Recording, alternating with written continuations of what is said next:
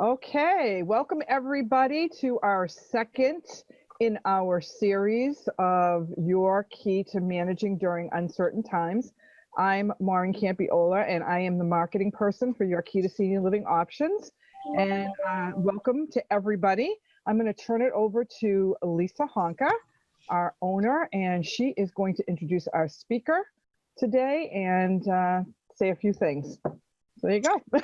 Hi, everybody. Good morning. Thanks for joining us. We're so excited. We had such great feedback from our first in the series. Thank you so much, Pat, for doing that for us. It was very enlightening, and I think it kind of helped guide us through the week of all these uncertain times, even more so than even last week, right?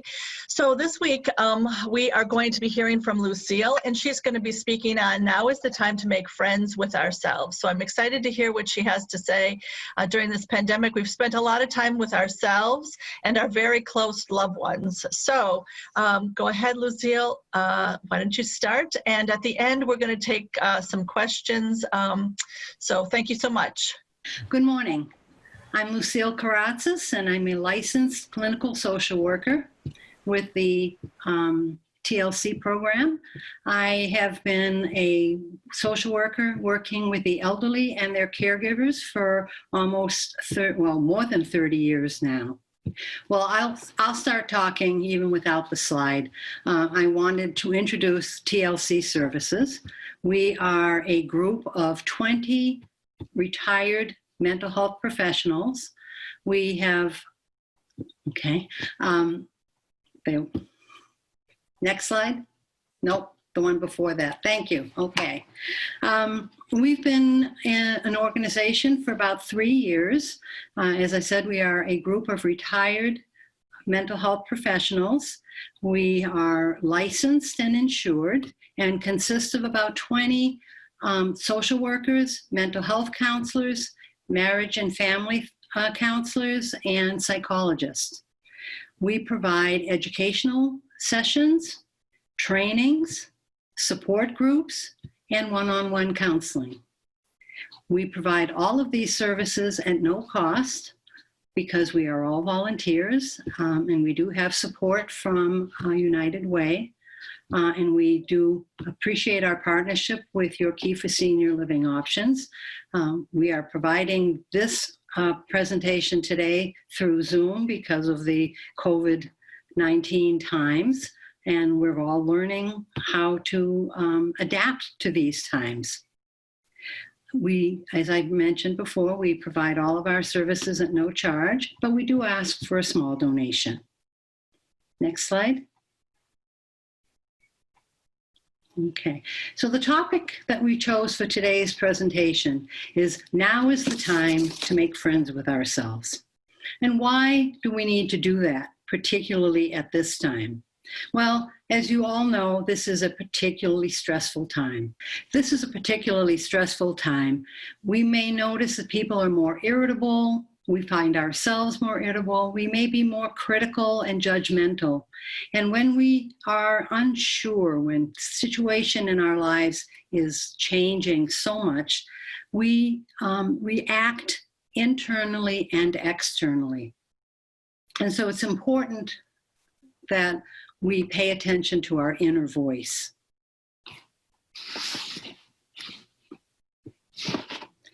We may feel out of control some of the time, and we're looking for a way to regain control. So today I want to explore how we gain that control for ourselves. Who do we spend the most time with? As Lisa mentioned originally, we spend most of our time with ourselves. We spend more time with ourselves than probably anybody else. And so the inner voice that we have speaks even more loudly to us. So here's an opportunity for us to have a better relationship with ourselves. And how do we do that? Well, first we have to understand how we develop our own identity. And we develop our own identity by exploring the many roles we've had in our lifetime. We started off identifying ourselves in mostly our relationships with people. our relationships as a son or a daughter, a sister or a brother, a spouse, a partner, and most importantly, the relationships we have with our friends, because who we have as friends helps define who we think we are. We try to find friends that complement us, that tend to agree with us, but sometimes people who challenge us are even more helpful to us. Next slide, please.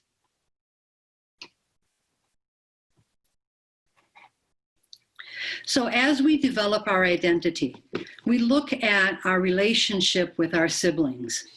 First of all, some of us may have been only children, so we didn't have that sibling relationship. And that may make us grow up a little bit more quickly than people who share life with siblings. If we have siblings, are we the oldest, the youngest, the middle child? Is there a gap between the eldest and the youngest? How we define ourselves in those relationships varies greatly by that positioning in our family of origin. Where we came from, the geography, were we raised in the city? Were we raised in the country or in the suburbs? You may have been told to go out and play and just be home when the lights come on at night. And you developed a sense of freedom, a sense of self that was comfortable and playful. If you were raised in an environment that was a little less healthy, you might have been a little more fearful. You didn't know the people down the street. You didn't know how safe the environment was. So that affects how you feel about the world around you and also about yourself. What are the values that your family of origin developed within you? And did your family of origin value education? Was education something to be excited about? The opportunity to learn something new? Or was it something that you had to do till you were 16? And once you were 16, you were out of there. Did you develop a love for or a desire for higher education? In some circles, higher education was only limited to certain people. Particularly in my culture, the men were allowed to go to college. I heard a million times, you don't need a college education to change a diaper. And at that time, I believed that. I thought that that's what everybody thought, because that was what my world and all the people around me believed. And so why would I question that? How about our relationship with money? How did that affect our ability to develop a sense of self? Was there enough money? Were we just eking by? Did we compare our financial status and our status with that of neighbors or friends who had more or who had less? What about our sense of spirituality? Were we raised in a religion that had a loving, caring God, or a religion that talked about us being sinners and a fearful God? Or were we perhaps raised with no specific religion, but a strong sense of connectiveness with the environment, with our fellow neighbors, and being a good person? All of these affect the inner voice that we have that tells us how we feel about ourselves and how we judge others. How about dealing with people who are different than you were? Some people were raised in little tight-knit communities. The French Canadians were on the west side of Manchester, the Jews were on the north end, and the Polish were on the south. You never actually interacted with them. Some people were raised in that kind of environment. Guess who? But other people were raised where there was more of a melting pot. And so running into people of different cultures was very normal. And so we didn't learn to fear those people. So these all have intrinsic values that we develop. What was going on in the world when we grew up? Some of us in our 60s, 70s, 80s, and beyond were born when the men were at war. Mothers were fearful. Children were fearful, would Dad come home? And if he did come home after the war, was he wounded, both either physically or emotionally? That had a strong impact on our belief system about ourselves and our sense of safety. Others were born right after the war. You know, I was a child of the very first part of the new generation, the baby boomers. And so our expectations were very different from that of an older sibling who went through the trials of having Dad gone to war, not having quite enough food to eat. I was the embodiment of a new life. So that all affects who we are. Next slide, please. Our brain tries to make sense of the world around us. It is a fantastic, very complex organ.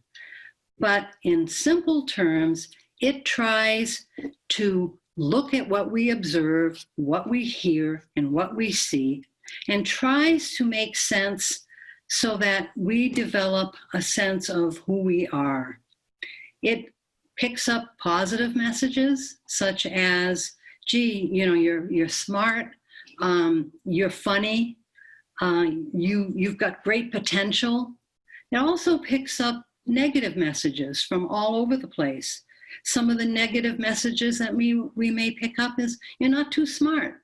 Now, nobody specifically says to anybody, I hope, you're not smart. But as we observe the world around us, we catch little glimpses. We compare ourselves with other people. A sibling or a friend who has no difficulty at all learning new material, and yet we struggle in school. Does that mean we're not smart? It may mean that we are slower at grasping certain concepts. It may mean that we're the kind of person that likes to kind of really dig deeply into something, so it may take us a little longer to synthesize the information, but it doesn't mean we're not smart. The brain is still trying to figure all that out. We get, you're clumsy. I remember a friend of mine's talking with her parents, and she had spilled a tray of drinks on the floor, and her father shouted at her, well, don't ever plan on becoming a brain surgeon. Well, that may have been funny at the moment, and I think we all laughed, but the 10-year-old's interpretation of that comment might have been, I'm not smart enough, I'm not clever enough, I'm not good enough to aspire to something great. So let's pay attention to what our brain is telling us. Next slide, please. So what is that internal dialogue that we have, that critical voice inside of our head? What is going on that makes us believe what we hear? Those things that we just talked about, I'm not good enough, I'm not smart enough, I make too many mistakes, I'm ugly, I'm fat. Are these messages actually true? And so we need to challenge ourselves to find out, are these messages actually something that I need to continue to believe? Am I so convinced of the truth of that statement that my body and my psyche has accepted that I stop trying? Do I need to stay in that role? Does that role fulfill something for me? We need to challenge ourselves to whether or not we want to continue believing those critical messages that we received in our head. Does that role fulfill something? Is believing that I'm not smart enough an excuse for not trying? Have we so ingrained ourselves in the belief that we are ugly that we don't even try? So we need to challenge those voices. If nothing is expected of me, then I won't fail. And I'd like to challenge that statement as well. We do fail when we don't try. We fail to reach our own full potential. We fail to feel the satisfaction of trying something. Yes, we may make mistakes. Yes, we may fail, but we can learn from these things. This is what helps us develop our identity, develop ourselves as a whole human being. So the little messages that tell you you're not good enough to try something new, let's not pay attention to those so much anymore. Let's challenge them a little bit. A good example of that was I was listening to a friend recently who was admiring another friend who plays mahjong and bridge. And I heard my friend say, "Oh, I'd love to be able to do that. It looks like you guys are having such fun, but I'm just not smart enough to learn how to do that." And I remember thinking to myself, wait a minute, this is a person who just told me that she learned how to use Zoom during these pandemic times. She certainly was able to learn that. And didn't she just get a new TV with a new remote? And I remember how frustrating it was for her to learn how to use that new remote. And I certainly still struggle with that at times. But she learned it. And once she did, she felt good about herself. Hey, I accomplished that. So when we fail to try something new, we fail ourselves, and we can change that pattern, and we should change that pattern. If you're not sure about something that you believe about yourself, whether it's true or not, ask a trusted friend. Ask a person that you know, I've been thinking that I'd like to try to do X, Y, or Z, but I don't think I'm smart enough or bright enough or pleasant enough. People won't like me if I try to go into a new group. Ask a friend what their thoughts are. A good, trusted friend will be honest with you and try to clarify whether or not that's true. And if parts of it are true, maybe that person can help you try to find a way around that. For the friend who would like to learn how to play bridge, she could talk with somebody who is already playing bridge and just discuss what the rules are, what the norms are in that group, how people behave in that group so she'd feel more comfortable before actually joining a group, maybe playing with just a few friends till she feels comfortable. There are ways of changing that critical voice in our head that are very successful. Next slide, please.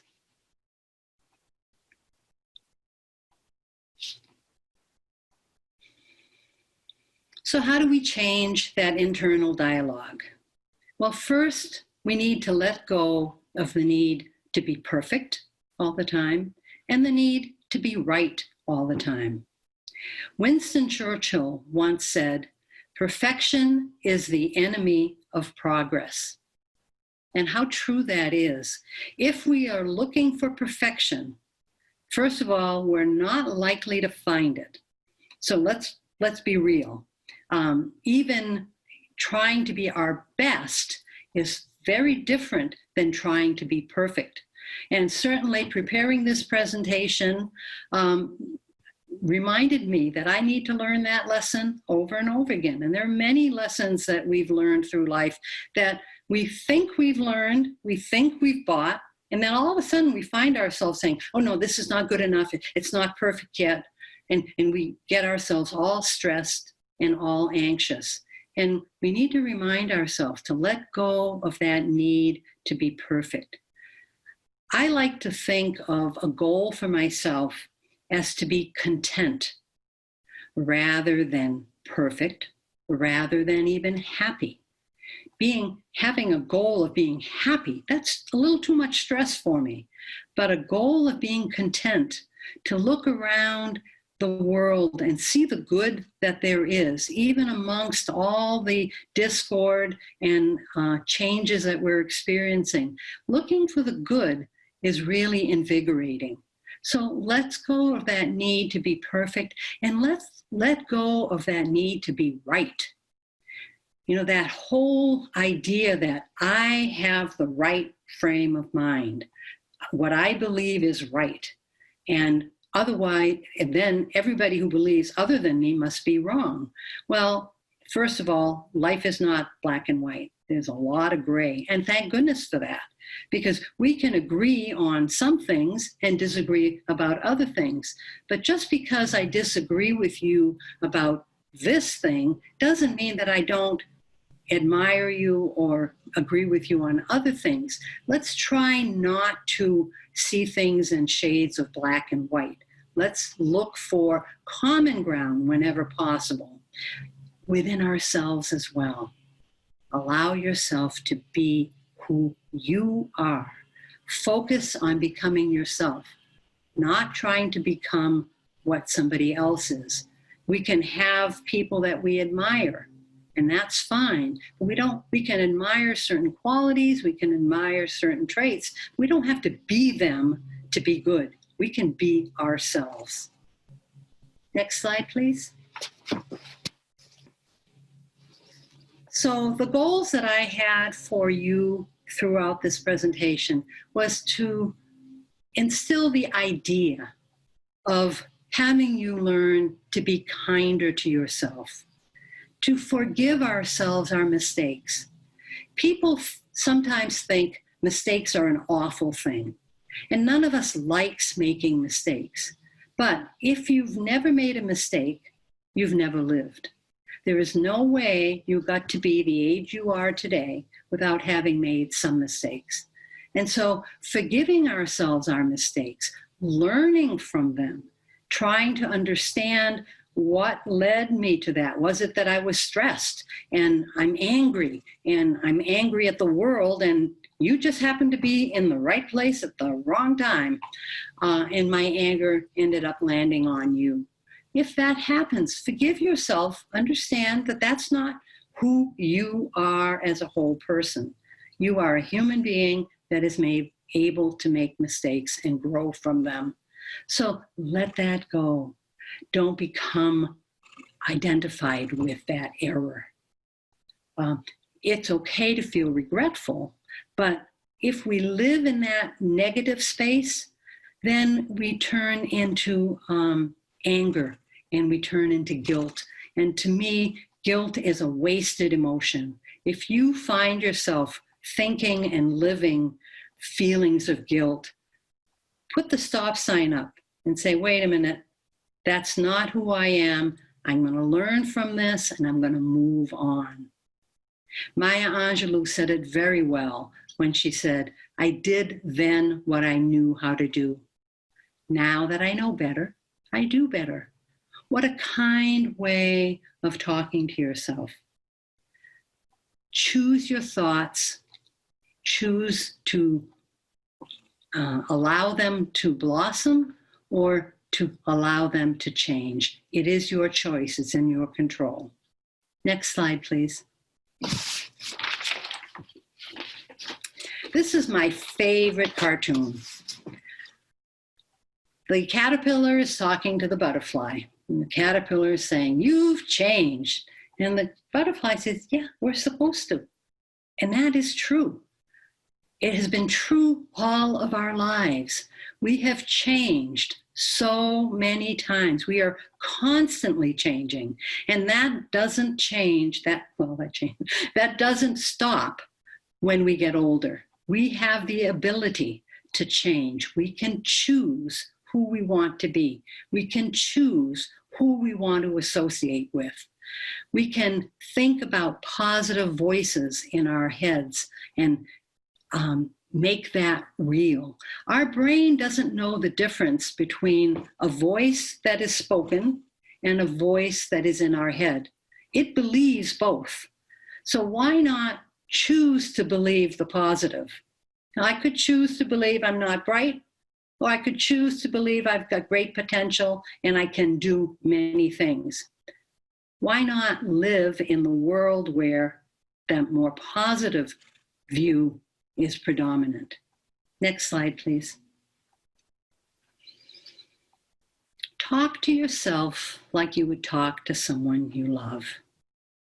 Brene Brown is a social worker and a writer, and she's written some marvelous books. And her focus is really in helping us develop who we are and love ourselves. And I think we need, especially during these uncertain times, we need to be kind to ourselves. We need to love ourselves. We need to be positive. One of the things that I do with many of my clients that are in a negative frame of mind a lot of the time is I ask them to list 3 things about themselves that they like. And I'm always surprised at how difficult that can be for some people. Do you have a good sense of humor? Are you trustworthy? Do you have a sense of calm? Do people just enjoy being in your presence? Are you honest? If you can't come up with 3 things that you like about yourself, please ask a friend if they can help you discover that, pull that out of you. And if you're still having difficulty with that, please contact TLC. We can be helpful. We'll talk about that again later. Next slide, please. Oh, actually, to review.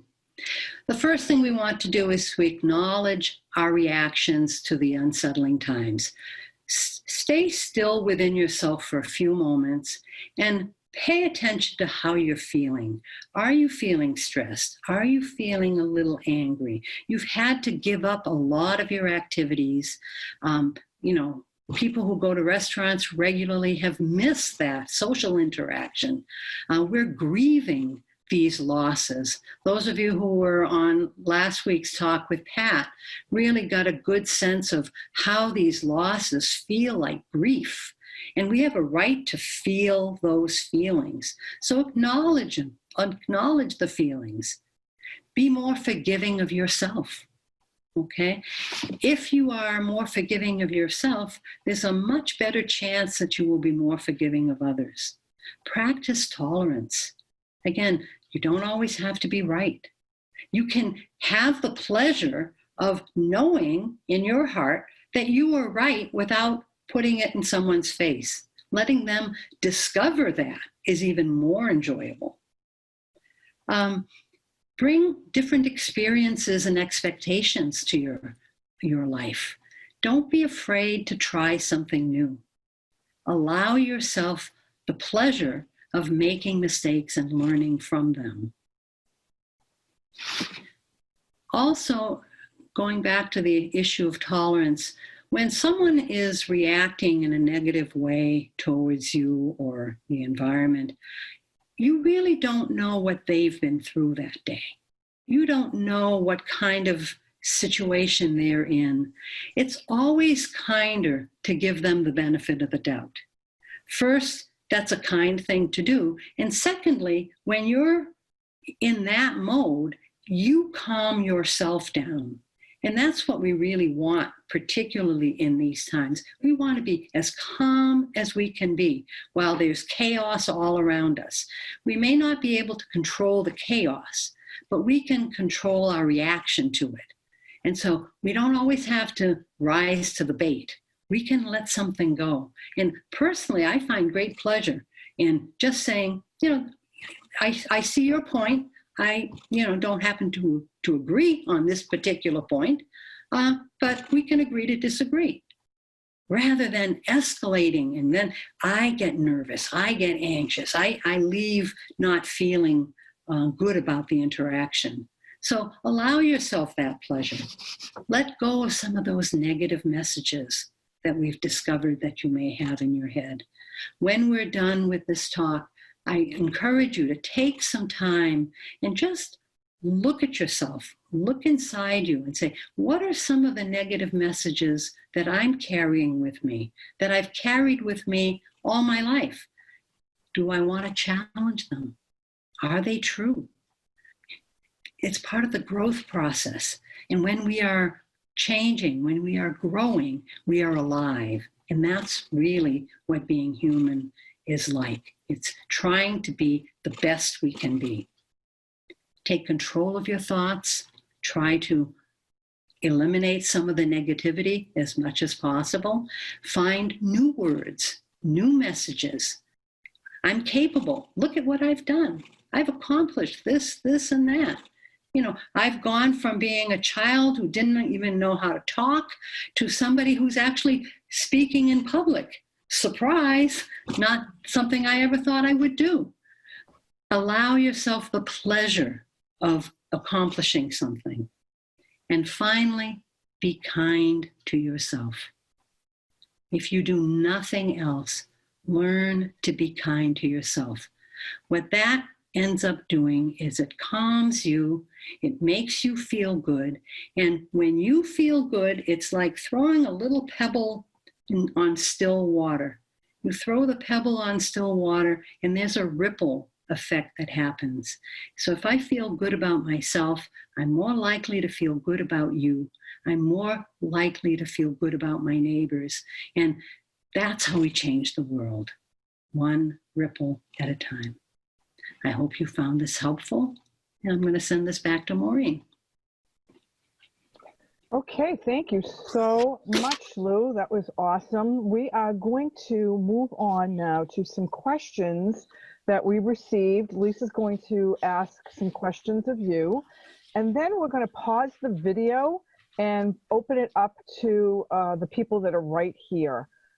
And those questions will not be videotaped at all, so you'll be able to feel free to ask whatever you feel comfortable with asking. It also won't be part of the recording as well. So, Lisa, take it away with those questions. Thanks, Lou. I have a question for you. How do we stop the negative voices in our head? How do we change that? What suggestions do you have for us? Okay. Well, first of all, we have to question, are those negative voices true?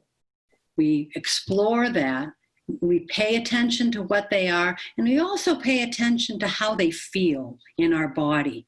So if I'm having a negative voice, say the message that I'm not good enough, how does that make my body feel? Does that make me feel tense? Does that make me feel anxious?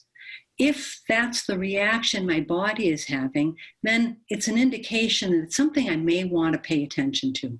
And so paying attention to it, identifying it, and then questioning whether it's true. Again, it may have been true in somebody's mind, but it may not be true today for me. Who gave me that message? Where did I get that message? If I can look back and observe and say, you know, I think I got that message because I was comparing myself to this friend of mine who always got straight A's, and therefore I considered myself not bright by comparison. I can then say, wait a minute, I'm in my 70s now. How important was it that somebody got straight A's? Who remembers that? Was it important even? So give yourself some new conversations around that negative feeling. I think I alluded to that a little bit in the talk, but one of the things that I've done with some of my clients is have them imagine a stop sign, okay? Stop, a red, big stop sign. When they have negative thoughts and they don't want to live in those negative spaces, they can stop the thought. Say, picture the stop sign, come to a full stop, breathe. Best thing we can do for our brain, take a deep breath. We can think more clearly once we've taken a deep breath. We can come up with better solutions. So those are things that we can do. And then the last thing we can do is we can change the statement. You know, pay attention to what the statement was in our head, and then come up with a new statement to overlay over it so that the brain now says, I'm capable, I'm smart, I'm good enough, I can do, I'm not ugly. Whatever it is that those messages, my smile makes this plain face light up. Your smile makes your face light up. That's where beauty is. So that's would be my response to that question. Great answer. Thank you. The next question I have is, why do we always put ourselves last? I bet that came from a female. We're well trained, aren't we, to put ourselves last? As children, the adults who are always first. If those of us who are in relationships, we always put the other person's needs first. But think about this. If you go on an airline, when it's eventually safe to go on an airline, one of the first things that you are told when they start giving you the instructions is, in the case of an emergency, the oxygen masks will come down. If you are with a child or someone in need, put your mask on first. And why is that? Because if you don't take care of you first, you're not going to be able to take care of that person you care about. So we should change that message that we should always put other people first. It's not a bad thing to put other people first, but should it be always? Is it necessary for me to always take the broken cookie? Leave the unbroken cookie for somebody else. What difference would that make in anybody's life? Little things like that can change our perception, can change the way we think about that. So we've had lots of years of experience in being told to put ourselves last. We can change that now in small ways. Now, that may make some people uncomfortable at first, but that's okay. They can grow too. Imagine that. Thank you. The next question we have is it really possible to change at our age? Oh, I get that question all the time. As a matter of fact, when I started working at the mental health center, I was the only one working with the elderly. And I remember the other clinicians saying to me, "Oh, I can't believe you chose to work with the elderly. How discouraging." And I was shocked, because I thought, this is the best population in the world to work with. When people come to us asking for help, they're ready. They want to change. They don't want to end the rest of their lives the way they are. I had a client in her 80s who said, I need to get a better feeling for who I am. I don't like me. And I know I don't have very long to live. Everybody in my family died before they were 85. So I know I only have a little bit of time. So help me develop a better sense of myself, and I'm going to do the work. And what I find is the people that I work with, and again, I've always worked with the elderly, when they want to make change, they can, and they do. They're more motivated than younger people, and they make changes. And it's exciting to see. You can probably tell. But that would be my answer. It's quite possible, and it's necessary. Don't stop growing just because you get older. There are lots of things to see, even just observing nature, making a little change in looking at what's around you and enjoying it. That's a change. We are absolutely capable of making change. And thanks for that question. Okay, thank you so much. Well, first of all, thank you for spending this time with me. It was my pleasure to share my thoughts with you. They are my thoughts. They're not set in stone. Take what works for you. And if something doesn't fit, you have the right to let it go. If you find that this has stirred up some uncomfortable emotions for you, and you really would like to have somebody to process that with, please go to our TLC website. It's tlc-services.org. And it doesn't matter if they're capital letters or not. Or you can call our phone line at 352-322-0576. Again, we are licensed and insured mental health professionals that would be happy to work with you to help you make the rest of your life a little bit better than it is right now. Thanks to Your Keys for Senior Living Options for sponsoring that with us. And I'm going to pass it back to Lisa for her to tell you a little bit about Senior Living Options. Thank you so much, Lou. I learned a lot. Thank you. I just wanted to introduce myself again. My name is Lisa Honka, and I'm the owner of Your Key to Senior Living Options. I help seniors find independent, assisted, or memory care communities free of charge.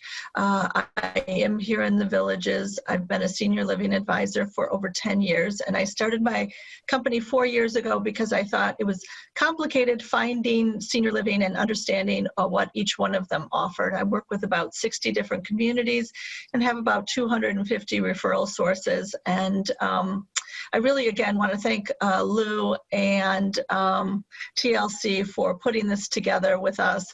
I think during these times, it's really important to have mental health, right? To really look at ourselves and figure out, are we in the best place mentally for safety? And then, you know, being away from families. So many people here are away from families, and trying to connect with friends is difficult. And just knowing, you know, again, what resources are out there. I really appreciate working with you. So many of my families got to a crossroad and they really need to talk about where they're at. So I appreciate our partnership. We are going to be having another presentation next week, same time, 11 to 12.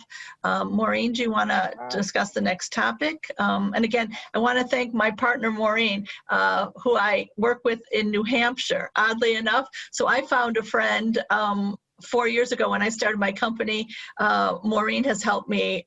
We meet via chat once a week, and as I don't have too many friends down here, I consider Maureen a great friend and great partner in helping to grow my business, but also becoming a better person. So I appreciate her friendship. Same here, Lisa. Same here. Bonnie, can you help me out and tell everybody next week what our topic is about? Because I'm pretty sure you're the presenter. That's right, Maureen. I will be the presenter next week on coping when you're living at home, or when you're at home a lot. And I didn't say the title just right, but I'll have it down by next week. And it's mostly to give us, or let us think about ideas of things we can do to cope better and feel better about a lot of time spent at home. So we'll be doing that next week. Great. Thanks so much for that, Bonnie. And thank you, everybody, for participating. You will get a link to today's presentation so that you can look at it again if you want to revisit it at any point. And we hope to see you next week. Thanks so much. Bye-bye, everyone. Bye. Thank you.